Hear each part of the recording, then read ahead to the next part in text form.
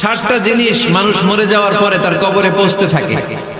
ইন্না মিম্মা ইয়ালহাকুল মুমিন মিন হাসানাতিহি বা'দা মাউতিহি, মানুষ মরে যাওয়ার পরেও যে 60টা জিনিস তার কবরে পৌঁছায় তার মধ্যে একটা হচ্ছে মসজিদান বানাহু, সে যে মসজিদ বানিয়ে গিয়েছে ওই মসজিদের সওয়াব। সুবহানাল্লাহ পড়ে।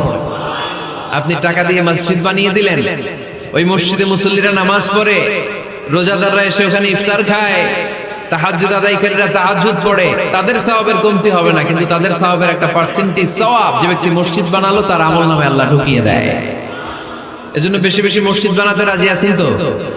আল্লাহর হাবিব সাল্লাল্লাহু আলাইহি ওয়াসাল্লাম বললেন, সাবআতুন ইউযিল্লুহুমুল্লাহু ফি যিল্লি ইয়াওমা লা যিল্লা ইল্লা যিল্লু, 7 শ্রেণীর ব্যক্তিকে আল্লাহ তাআলা কিয়ামতের দিন আরশের নিচে ছায়া দিবে, যেদিন আল্লাহর আরশের ছায়া ছাড়া কোনো ছায়া পৃথিবীতে থাকবে না। সেই দিনটা কি এই দিনের মতো?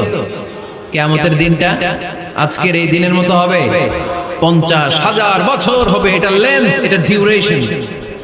কাআন সাফসাফা লা তারা ফিহা ইওয়াজা ওয়ালা আমতা, লেভেল প্লেইং ফিল্ড, তামার জমিন। একটু কল্পনা করেন তো ওই দিনটা কত ভয়ঙ্কর।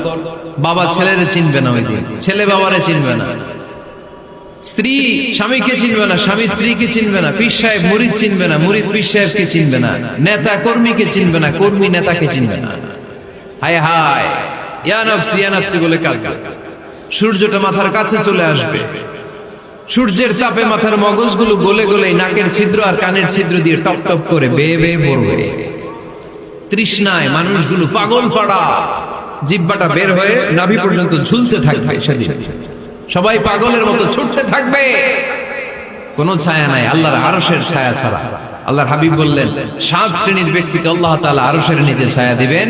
এর মধ্যে এক শ্রেণীর ব্যক্তি রাজুলুন কলবুহু মুআল্লাকুন বিল মাসাজিদ, ওই ব্যক্তি যার হৃদয়টা সব সময় আল্লাহর মসজিদের সাথে লেগে থাকে। মসজিদের সাথে যার হৃদয় লেগে থাকে তাকে আরশের নিচে ছায়া দিবে কে? এজন্য মসজিদের সাথে যেন আমাদের হৃদয়গুলো লেগে থাকে। অনেকেই দেখবেন এত ভালো নামাজে, জোহর পরে টেনশন করে আসরটা কই পড়বো, আসর পরে চিন্তা করে মাগরিবের সময় আমি কোথায় থাকবো, মাগরিবের সময় টেনশন, ইস এশাটা হয়ে গেলেই তো শেষ। এরকম লোক আছে না নাই? এদেরকে সেই কঠিন ভয়াবহ দিনে আরশের নিচে ছায়া দিবে কে? তারপরে মসজিদ আমাদের 4 নাম্বার পদ্ধতি, মসজিদকে পরিচ্ছন্ন রাখা, মসজিদকে ঝাড়ু দেয়া। মসজিদকে যারা পরিষ্কার করে তাদের হৃদয়ের যন্ত্রণা দূর করে দেয় কে? সাইয়েদনা ইব্রাহিম আলাইহিস সালাম এবং ইসমাঈল আলাইহিস সালামকে আল্লাহ তাআলা আদেশ করেছেন, তাহহিরা বাইতিয়া লিত-তাইফিনা ওয়াল আকিফিনা ওয়ার রুকআই সুজুদ। হে ইব্রাহিম ইসমাঈল, বাপ বেটা দুইজন মিলে মসজিদ ঝাড়ু দাও। কি ঝাড়ু দাও?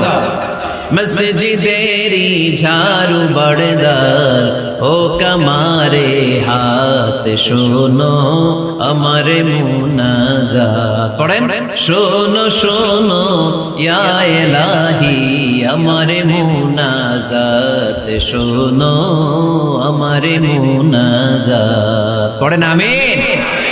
মসজিদ ঝাড়ু দাও, মসজিদ আমাদের অন্তর্ভুক্ত। আপনারা কেউ কোনোদিন মসজিদ ঝাড়ু দিয়েছেন না? কে কে দিয়েছেন দেখি? সবাই সবাই মসজিদের খাদেম, মাশাআল্লাহ। আমিও দিছি মসজিদ ঝাড়ু, অনেক দিছি, মাশাআল্লাহ। আল্লাহ তুমি কবুল করো। যাদের হৃদয়ে বড় জ্বালা, ফ্যামিলিতে সুখ নাই, শান্তি নাই, তারা হৃদয়ে প্রশান্তি আনতে চাইলে এতিমখানায় যাবেন, এতিমের মাথায় হাত বুলিয়ে দিবেন। এতিমের